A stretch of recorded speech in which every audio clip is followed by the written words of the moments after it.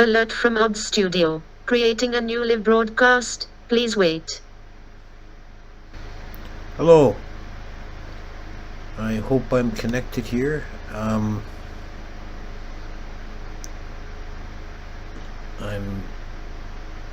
trying out something new. Don't know how I can access the chat this way.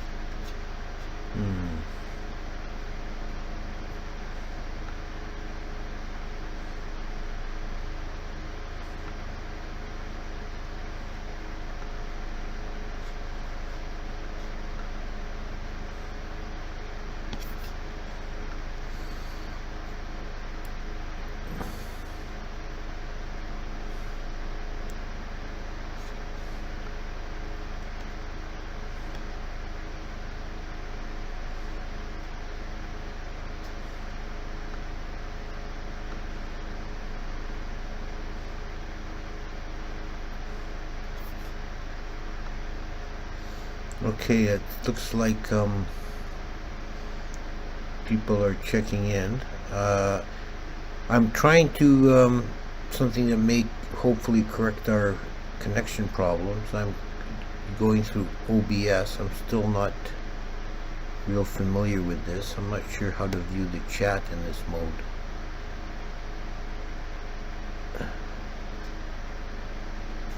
Give me a second.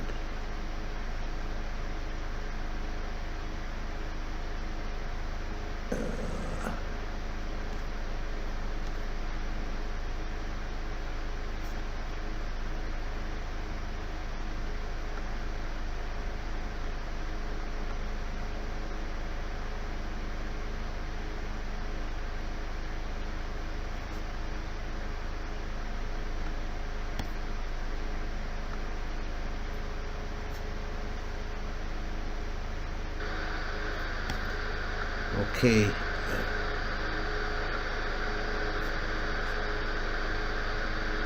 Let's see if I can. The video seems to be frozen.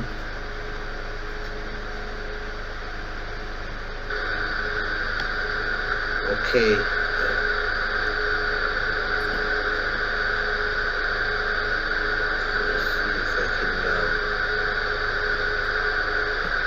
Video seems to be frozen.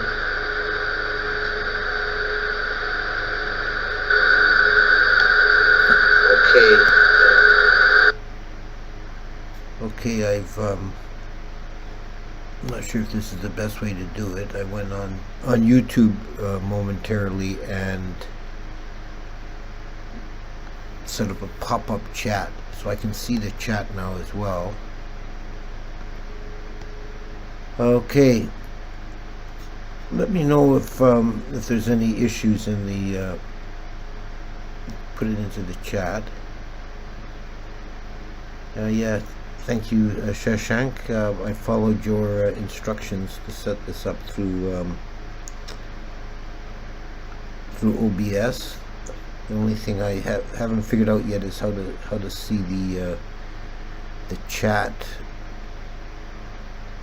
without going through YouTube.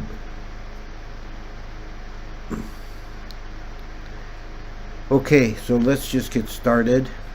I can see the chat and I think we've got a decent connection, so we'll just go. Namo tassa bhagavato arahato samma sambuddhassa. Namo tassa bhagavato arahato samma sambuddhassa. Namo tassa bhagavato arahato samma sambuddhassa. Okay, so Today we're going to begin a tour through the different realms of existence, and we're going to start at the bottom and work our way up. So today I'm going to talk about Niraya, that is the hell realms.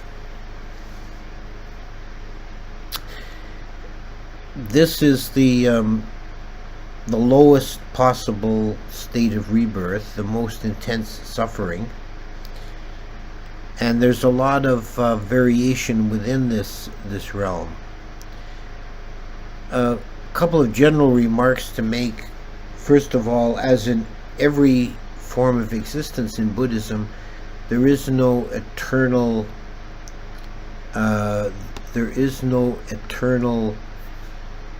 existence. Existence in the hell is existence in the hell realm is temporary, has a lifespan, and the beings are born there, and then their karma runs out, and they cease to exist from that realm and are reborn elsewhere. So it's different than going to hell in the Christian tradition, where it's considered to be eternal. There is no eternal damnation in Buddhism, no eternal salvation within samsara. Another general remark to make is that we'll find when we get up to the sagas, the so-called heaven realms, we see that there is a very well-developed map or scheme to place various realms of heaven in clearly defined levels. We don't find this with Niraya. There's quite a muddle actually in the sources. There's no one established scheme of different hells in layers of intensity or so forth.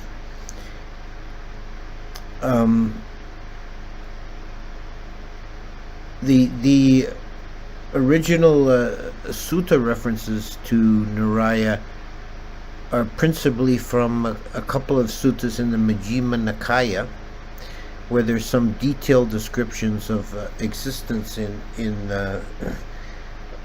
what's called Mahaniraya, the Great Hell. And then we have in other sources, we have mentions of other hell realms, but they're never organized into a neat scheme.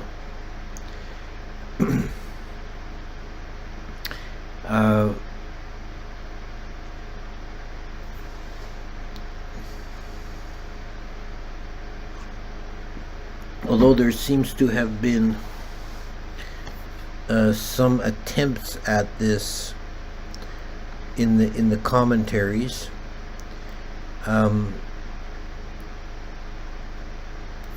There is a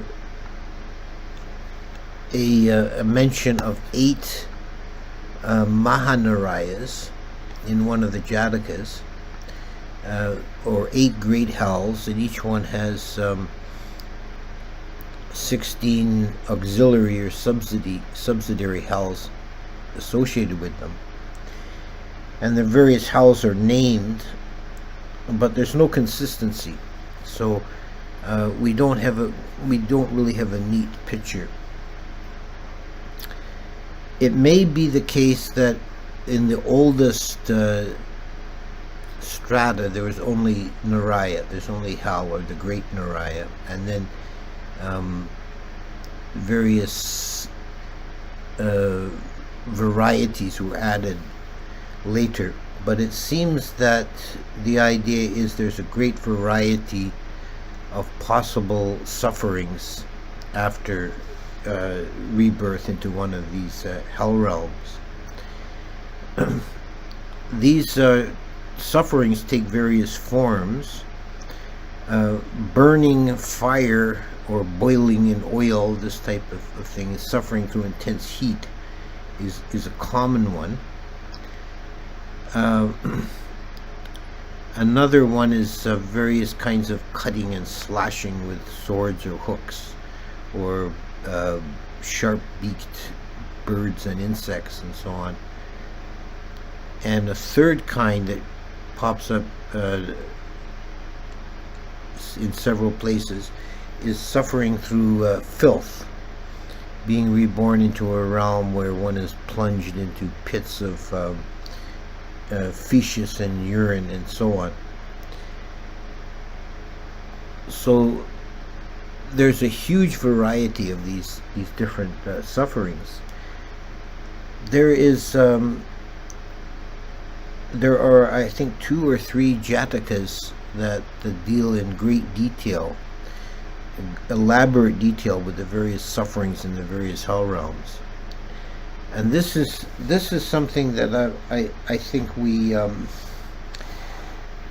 see also in the West, in the Christian tradition, that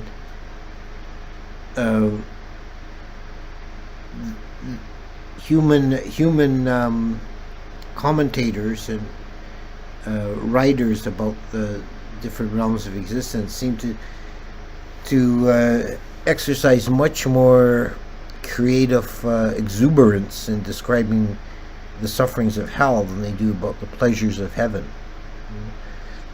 We certainly have a great deal of detail.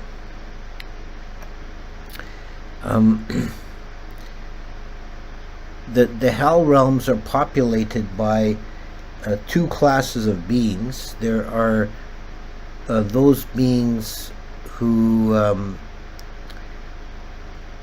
because of their gross misbehavior in the human realm, are reborn into hell. These are called Niraya Sata, the hell beings. There are also then the wardens or guards of hell, the Niraya Pala. These are the demonic beings who inflict the tortures on the inhabitants of these realms.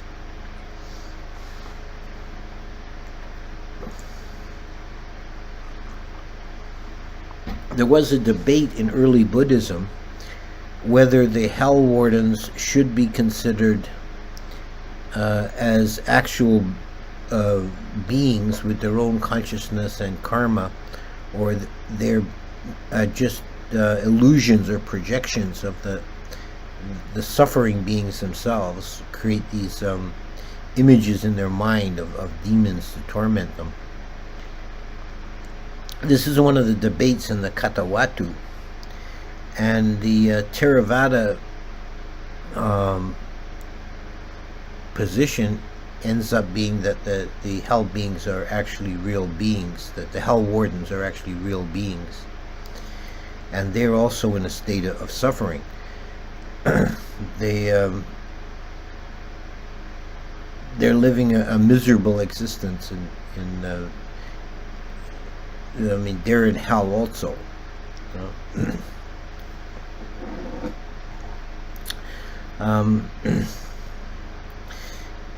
The depictions we have of the wardens, particularly in the text in the Majjhima, is that they're sadistic and malicious, and they sometimes psychologically torment their victims. When one of the sufferers complains of suffering from great thirst, the hell warden says, "Well, let me help you, my dear," and he pours molten copper down the fellow's throat.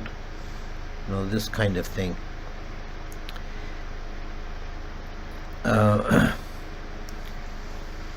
One of the interesting beings associated with the hell realms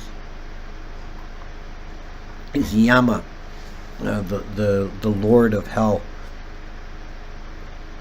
and he's actually depicted as kind of a sympathetic figure. He does not enjoy his position as being the gatekeeper or warden of hell. and he seems to want to avoid casting beings into hell. When someone dies and is reborn into Niraya, the depiction in the Majjhima Nikaya is that he interviews the newcomer and says, "Did you not ever in your life see a sick person or an old person or a dying person?" "Yes, I did." "Did you not then think, I too am subject to sickness, old age, and death? I too should be careful of my karma?" "No, I never thought of that." "Oh, you're a hopeless case," and he sends him into hell. But it seems like he's trying to give them a chance.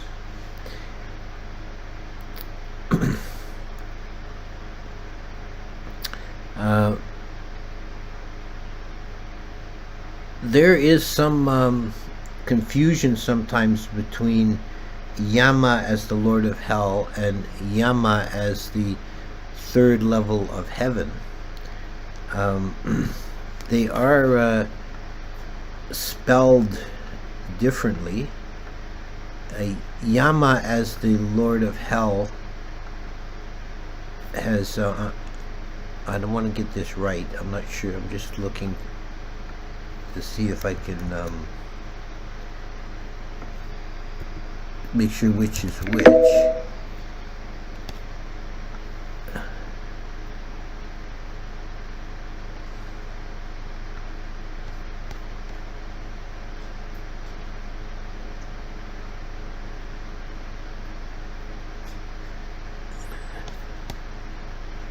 Okay, Yama as a heaven world has a long A, Y long A, M-A, Yama.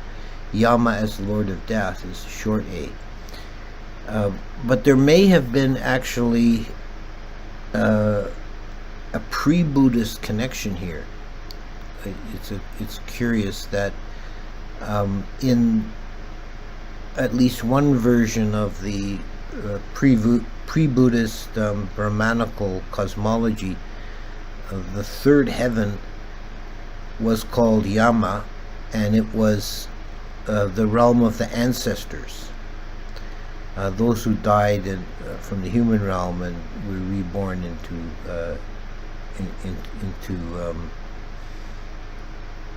this particular heaven. So there may have been some original cross-reference there, but that's speculative. We also have in Theravada Buddhist cosmology, there are no cold hells per se, as we find in Tibetan Buddhism, or even in the Sarvastivadin text, the Abhidharma Kosha. There are mention of cold hells. We don't have cold hells in the Theravada. All the hells are depicted generally with a lot of heat. The one exception that might in a way be classified as a cold hell is the case of the Lokantara Nirayas, the interworld hells. The world system is conceived of as a round disc with an iron wall around it, and there's an infinite number of these. They're called chakawalas, the world systems. There's an infinite number of these arrayed on a two-dimensional plane, and they're so close together that the walls touch and create roughly triangular spaces in between. And these spaces are completely cold and dark because the sun rotates around Sinnaru. It doesn't, and it's at a lower level than the edge of the iron wall. So these triangular spaces are black, cold, dark, empty space. And beings can be reborn in there from very bad karma. You're reborn into that realm, and they crawl around like bats on the outer edge of the walls between the worlds. And one of the sufferings in that form of existence is intense loneliness, because the space is so vast and there's so few of them that they never or very rarely encounter another being, and they believe that they are the only being in the universe, and they suffer intense loneliness as well as hunger and thirst and cold. But occasionally, at rare intervals, two of them will encounter each other on the wall, brush up against each other, and when that happens, they both believe they found something to eat, and they begin to struggle, and they fall off the wall, and they fall down into the caustic ocean beneath and are dissolved, and that's the end of them.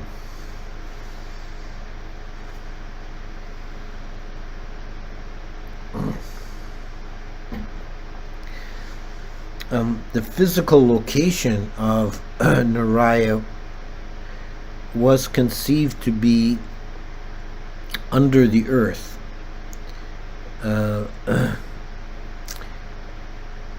In the oldest text, this is not specified, although we do have stories in the commentaries of certain individuals, the most prominent being Devadatta, the Buddha's cousin who betrayed him, who tried to murder him actually.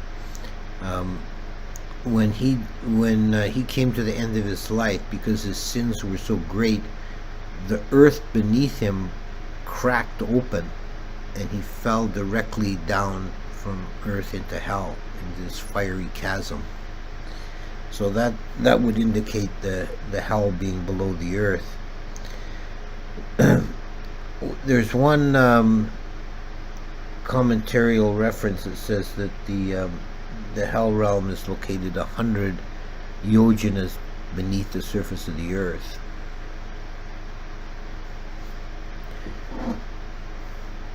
So this is another parallel actually to a Western tradition that often conceives of hell as being below.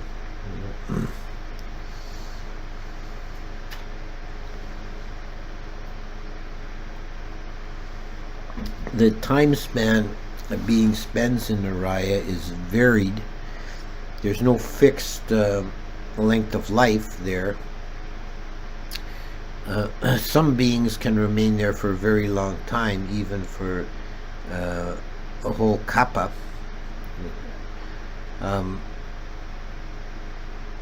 Others can be very brief. There's a story of Queen Malika, King Pasenadi's wife, who lived a very virtuous life except for one lapse where she committed a sexual indiscretion. And because of that, she was reborn in hell, but she only remained there for 6 days, and then she was reborn immediately into one of the heaven worlds. So the length of time spent in hell is extremely varied, can be very brief or very long.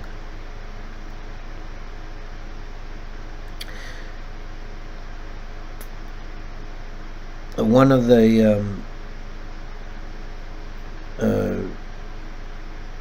particular one of these minor hells that gets mentioned only briefly in one place is in the Samyutta Nikaya. There are a couple of short suttas where first an actor, then a soldier speaks with the Buddha, and that the actor tells the Buddha, "We're told in our tradition amongst the theater people that when an actor dies, he goes to the heaven of the laughing gods. Is this true?" And the Buddha remains silent. And he asks the second time, then a third time. And the third time, when the Tathagata is asked a question, he always replies on the third time. And he says, because you have led so many people into delusion and desire, you will, as a performer, you will be reborn into the hell of the laughing demons. And there's this very parallel sutta immediately follows, where a soldier says that he says, we're told in our tradition that we'll go to the great heaven of warriors, and the Buddha at the third time, being asked for the third time, he says, no, you will be reborn in the hell of swords. So these are only mentioned, these particular hells are only mentioned in these places. So as I said at the outset, it's impossible to put all these different hells into a logical scheme.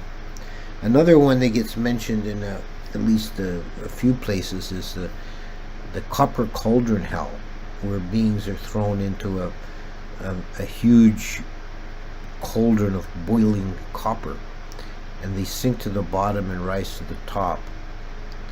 And when it may be like 1,000 years until they rise to the top and get a breath of air, and then they sink again.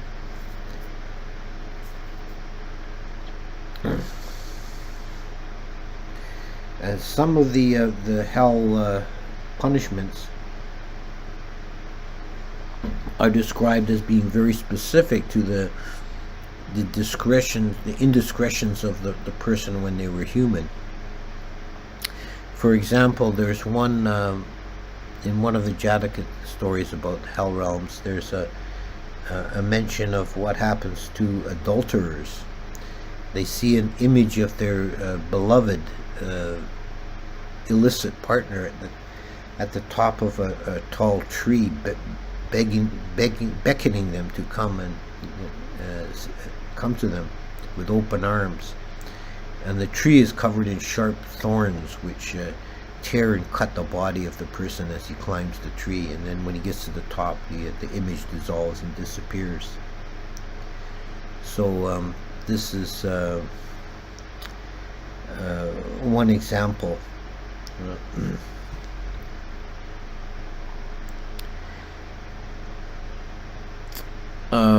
What else to say about the hell realms? I think we probably covered the general grounds, and I'm happy now to turn to the chat and see what we got here.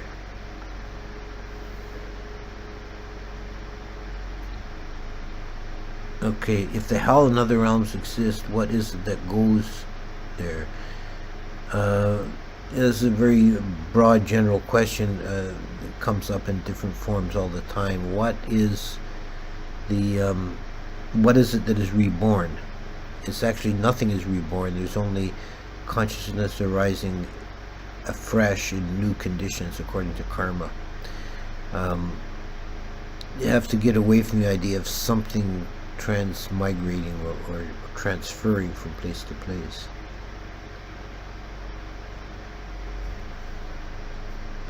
Someone's saying there's a background roar. Wait a minute, let me see. Does that see if that shuts off that background roar? I've got an external fan that I forgot to turn off. Let me do it. Can you describe how to do the Buddha meditation technique? I can't briefly describe it here. Go on to my channel, YouTube channel. That I have numerous videos on the meditation technique, and also on our website I have talks about that. It's too time consuming to try and give meditation instruction now.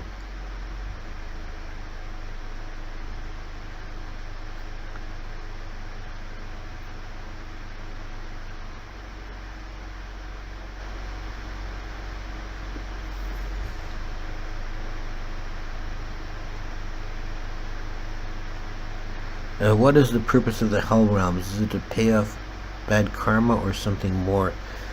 It's a result of karma.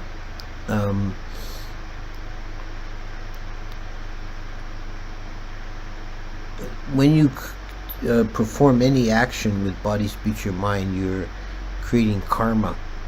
And if your karma isn't, your actions are intensely negative, then the karmic results will be also intensely negative. Another way of thinking about it is you condition your mind by your actions. And so after death, you go to where you're reborn into a place that's suitable for your state of consciousness. So if someone is leading a very wicked life and doing a lot of particularly acts of violence and cruelty, this is a particular source of hellish rebirth. They're already, if they're routinely committing acts of murder and violence, then they've, even before their death, they've already conditioned their mind state to a hellish kind of a condition, and then they naturally arise in that low condition. Do hell beings experience lust? Generally, I would think not. I think that the level of suffering would be too intense. But there is that one case that I mentioned about someone who's committed sexual misconduct, particularly adultery in human life, being lured into suffering by an image of their desired partner in the afterworld. But I think lust is not something that would be common with hell beings, because they're so busy being burnt up and cut up and tortured. I think they hardly have time for that.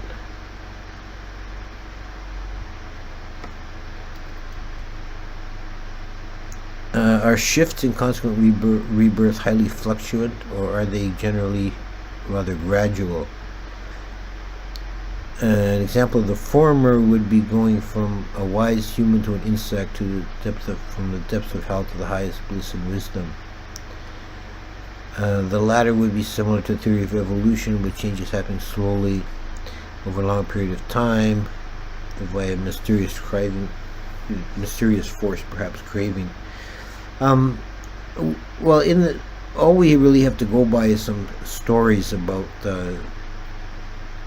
beings taking rebirth in the suttas, and it seems like, or in the commentaries mostly, it seems like mostly the pattern of rebirth, it does seem to be more in the way of gradual change. We often hear cases of somebody being reborn hundreds of times as an animal, for example. But there are also cases of beings making big jumps up or down, falling from the Dewa realm all the way down to hell, or vice versa.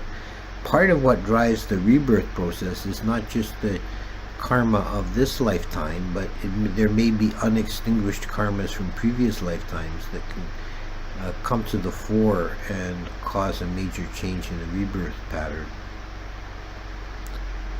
But I think the general course seems to be minor steps up or down.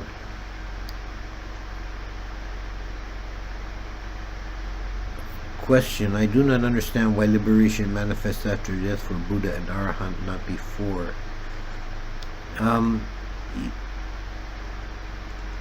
Well, there is a liberation for the Buddha in the life. Now, once he's become enlightened, then he's thrown off the fetters, and he's living as a liberated person. But it's only after death that there's a distinction between nibbana and parinibbana. And nibbana can be experienced in the life, but parinibbana is complete extinction of the aggregates. So when the Buddha was enlightened, he still had his body, he still had feelings, perceptions, and so on. But he was liberated. He had no more negative mind states, no more suffering. He was illuminated. There was no more darkness in his mind, and he was free. Why do objects that are made by the mind, such as imagination or dreams, feels separate from the observer, are felt as a dualistic subject-object, and the fact they're all just workings of the same faculty that is chitta. They're actually not, technically, they're not chitta, they're chittasika. Objects of consciousness is a separate faculty of mind than consciousness itself.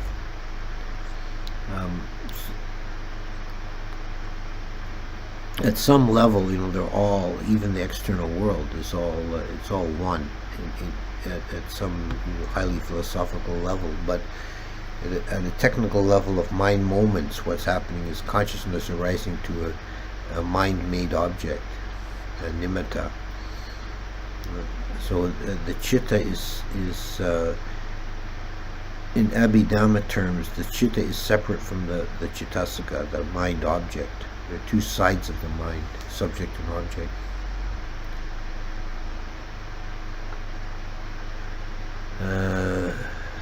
Someone's saying the fan noise is audible, though not distracting.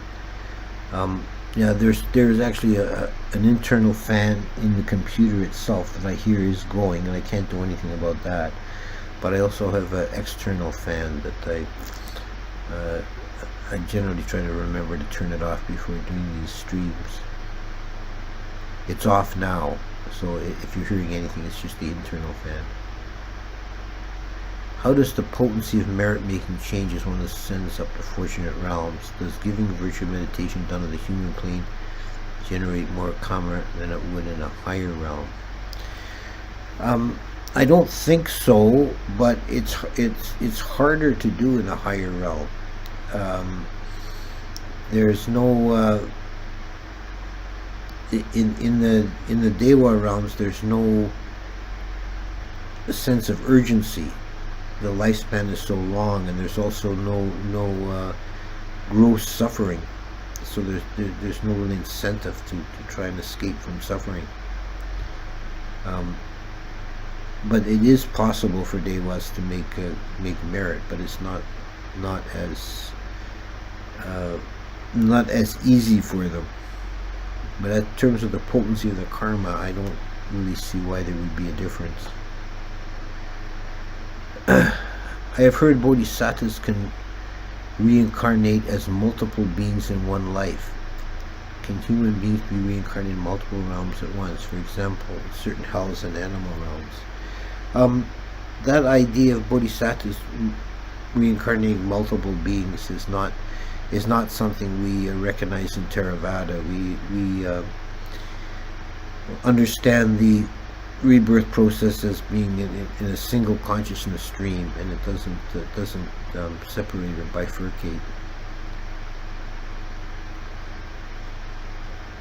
Dear Ajahn, what is the Theravada view on panpsychism, the view that considers mind as fundamental and ubiquitous feature of reality, not a phenomenon created by the body, instead the consciousness of microscopic bits with certain limited degrees of freedom, somehow combined to give them macroscopic consciousness and the whole being with complex functions.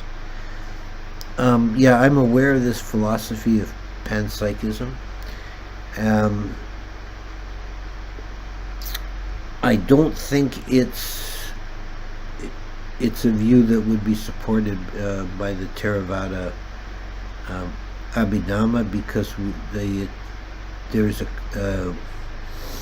always a clear distinction between mind and matter. Chitta and chittasika are mental. Rupa is material, and the material is considered to be non-conscious, inert. There may have been other schools of Buddhism that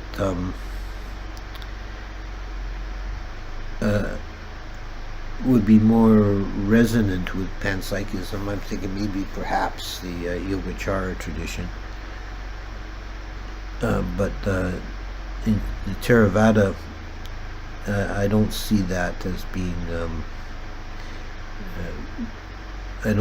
being compatible. Is being an inanimate object like a rock a form of hell? No, definitely. Definitely not. There is we'll probably get to at least briefly touch on it, the the realm of the unconscious beings, that would be closer to being a rock. But being in hell, you're conscious, you have perception, but it's perception of intense suffering. Please talk about people who escaped the bell. I don't know. I don't recognize that story. Someone says the audio is holding up well. Good. I think maybe this is looked at using the using OBS instead of the YouTube directly, because there's more flexibility in setting up the stream. Can taking one's life through medically assisted dying lead to birth in the hell realm, even though a person is already on the spiritual path and suffering from chronic unbearable pain? There's no there's definitely no allowance for suicide in the Buddhist system of ethics, except that the one case would be someone who's already an arahant, because arahant makes no karma, and it's said that an arahant, if he's come to the end of his life and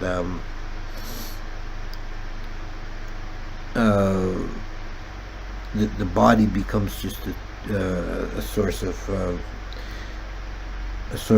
suffering and pain, and there's no point keeping it. He can commit.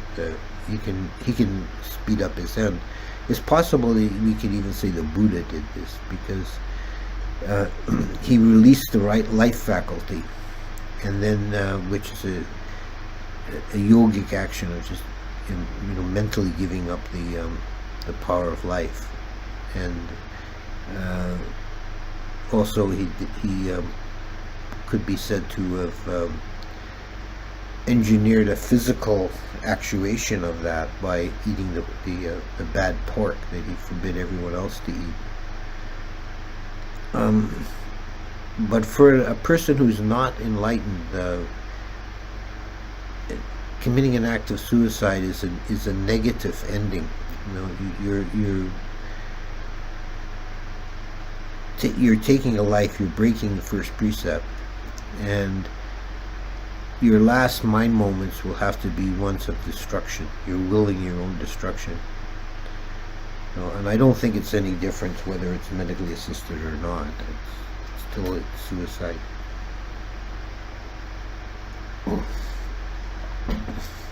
So I think it's wrong to do that. I don't think it's ever a spiritual benefit. It's cold out. Yes, it is. It's minus 10 degrees today here. Does existing a formless realm where there is absolutely no physicality into the mind can arise independent of the body? Yes, that's one of the two cases. The other is in between births. The mind arises again. It's not the mind when the body is destroyed. The mind arises again somewhere else. If a form being takes rebirth in the upper realm, the first mind moment is pure mind is arisen dependent on previous mind body. But given that formless times are quite long, next moments arise on previous ones are purely mental. Yes. Is the body generally redundant? No, I wouldn't say that the body is redundant, because it's the kind of default mode is to have a body and mind associated, working together. This is the dependent origination, body and mind, nama rupa. The arupa realms are kind of a special case. It's certainly not the normal state of things, but it does indicate that mind is not absolutely dependent on body. It can exist without body. escape hell from the or escape hell from the last minute. Okay, there's a typo. He put bell, and I thought there was some story about someone escaping from the bell.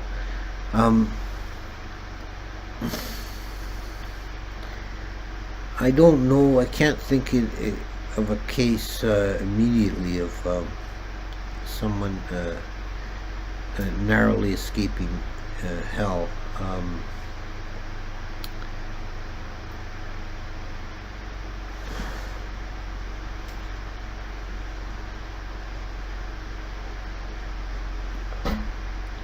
No, there is one does come to mind now. There is a story in, I think it's a Dhammapada commentary, of a robber who was going to be put to death, and he was being led through the town to have his head chopped off, and there was an enlightened bhikkhu saw them coming down the street, and they'd given the robber, as his last meal, they'd give him a piece of fruit to eat. The bhikkhu realized, with his power of his mind, he realized that this fellow was going to be reborn in hell unless he could make merit at the last moment. And, so he stood in the line of sight of this fellow, and the fellow then decided to do a meritorious deed and gave his fruit to the bhikkhu. And because of that meritorious deed, he escaped a hellish rebirth. But then the story has a twist, because he would have been reborn as a Dewa, but another few feet on in his march to the killing place, he saw a beautiful young girl and he felt lust arise, and because of that he was reborn as a Peta in the forest.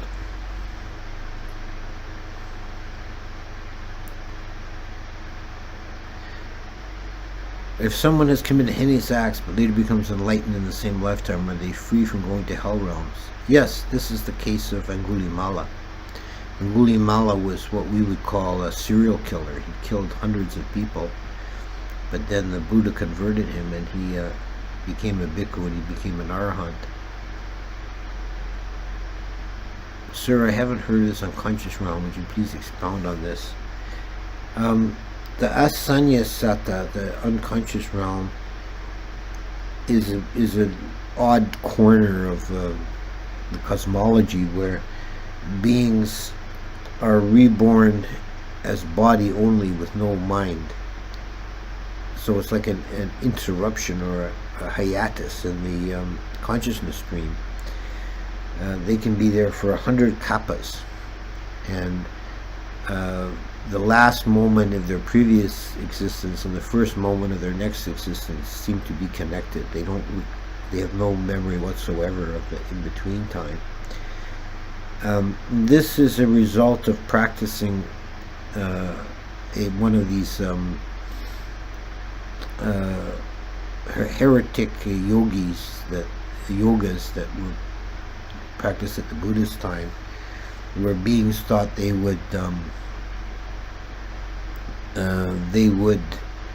attain bliss by completely suppressing consciousness and perception.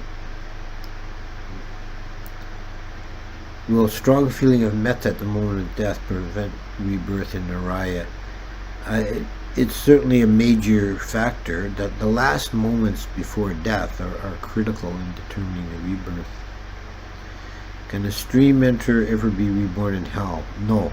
This is one of the features of a stream enter, is that they can never be reborn lower than human ever again.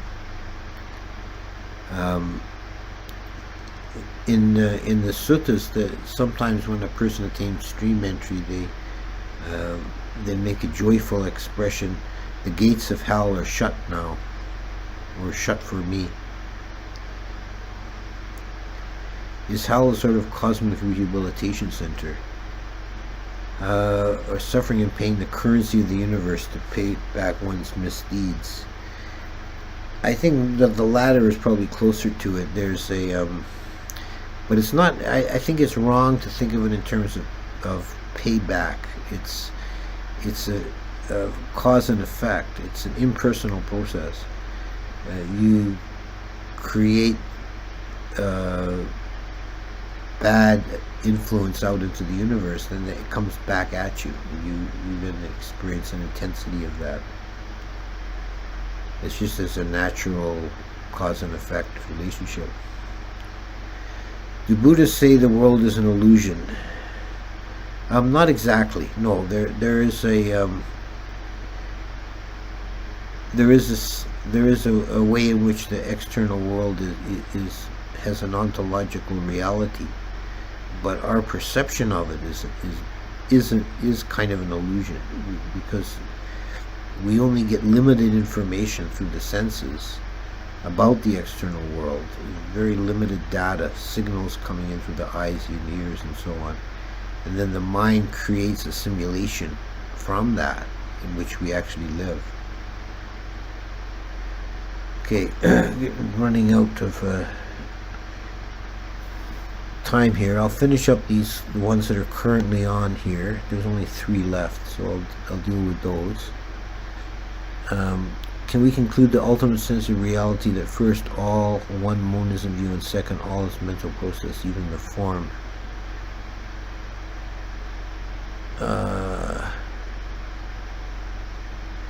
No. Well, I mean, talking about ultimate reality, and it's going to be endless speculation. But I wouldn't think this monism is an interpretation that would be common in the Theravada tradition. Is the last moment of death only determining factor for rebirth in hell realms? No, it's not the only factor. It's a strong factor that, and it's dependent. When you come to the moment of death, you're not going to be at your best, you know.